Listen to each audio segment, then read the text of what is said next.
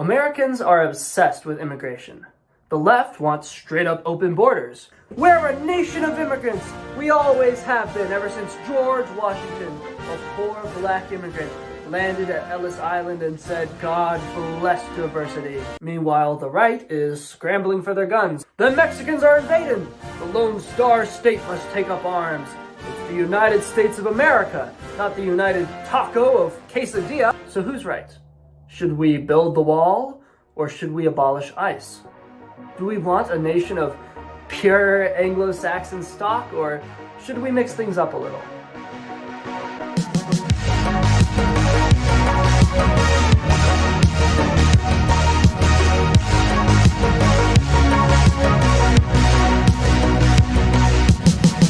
So, we're gonna build it. Who's gonna pay for the wall? 100%. By the way, 100%. From a purely economic standpoint, it's pretty simple. This is Austrian Econ 101. The free movement of labor leads to the most efficient production.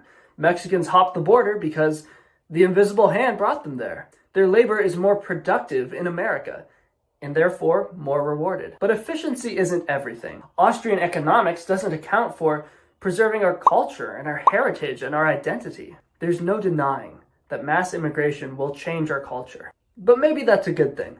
After all, lots of America's greatest culture was created by immigrants.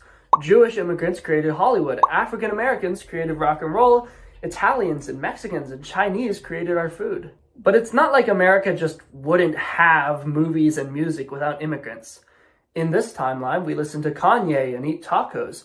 But in another timeline, we'd listen to the Beach Boys and eat burgers. Of course, the free market perspective is that tacos and rap dominate the market because they have higher marginal value, but I don't think culture is that simple. Even if immigration creates slightly more optimal commodities, I'd rather have the burgers and the diners because at least it's American. I think it's really beautiful that different countries have distinct cultures. I really like that Japan is unique and France is unique and Italy is unique.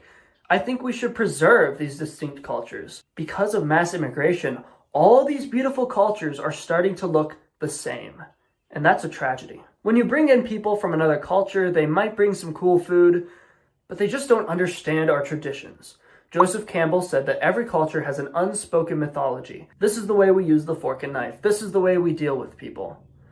But in America, we have people from all kinds of backgrounds, all in a cluster, together. But maybe we should take a step back. Absolutely, first-generation immigrants won't fit in, which sucks. But look at the long term. People assimilate. It might suck for a generation, but their children's lives will be so much better, and their grandchildren's lives. Don't all those generations outweigh one generation of misery? But I think this understates the problem. When you destroy communities, when you wipe out a nation's identity, that doesn't just go away after one generation. Maybe a small number of immigrants is fine, but huge waves of immigrants don't just assimilate after a generation. They form enclaves, and there's ethnic conflict, and it could take centuries for them all to assimilate, if they ever do. Not only does immigration hurt America, it hurts the third world.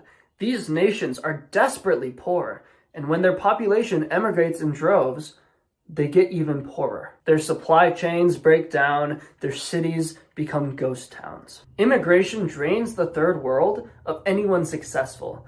Anyone who builds up the community and starts making money just moves to Europe or America, taking all their wealth with them, leaving the poor to die. If trends continue, these countries will dwindle away to nothing while our country becomes unrecognizable. Wouldn't it be so much better to build up the communities that are already there? The final leftist argument is just pity.